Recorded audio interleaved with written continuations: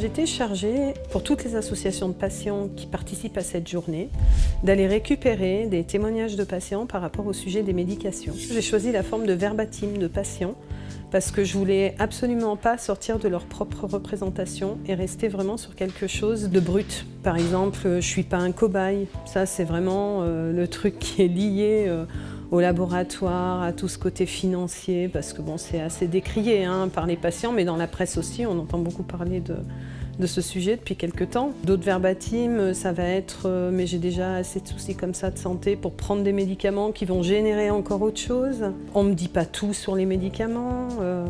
Je peux prendre des plantes, c'est pareil. Il y a à la fois des représentations, des préjugés, on peut dire aussi, mais qui sont souvent liés à un manque d'information ou à une mauvaise information. Au départ d'une pathologie, de toute façon, on l'a tous fait. Moi, la première, on prend son traitement, on se dit non, mais si on me dit que c'est bien, c'est que c'est bien. Et c'est quand il nous arrive quelque chose qu'on se dit « Ah mais attends, ça, est-ce qu'on m'en avait parlé ?» Moi, j'ai eu des choses graves avec certains médicaments. C'est vrai qu'aujourd'hui, j'y vais un peu à reculons quand on me parle de traitement.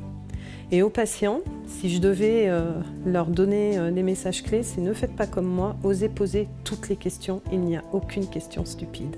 Je suis ravie de la manière dont les choses se passent, c'est-à-dire qu'il n'y a pas de blues. Il n'y a pas de positionnement vertical, horizontal, comme on peut voir par exemple quand on rencontre un médecin. Déjà, vous avez le bureau qui fait office de barrière quand même, soignant, soigné.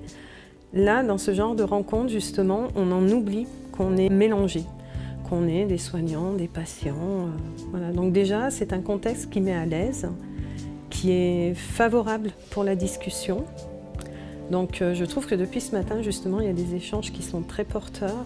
C'est du brut et c'est ce que j'apprécie dans la façon dont les patients s'expriment depuis ce matin. Et de l'autre côté, les soignants, c'est vrai que je trouve qu'ils ont une façon de répondre qui est très, très simple, voilà. Donc je trouve que c'est des échanges très intéressants. Alors moi, j'ai soulevé justement l'importance pour les associations de patients de pouvoir plus collaborer dans ce genre de groupe de travail. Alors là, aujourd'hui, sur les soins bucco-dentaires, sur la prévention, etc.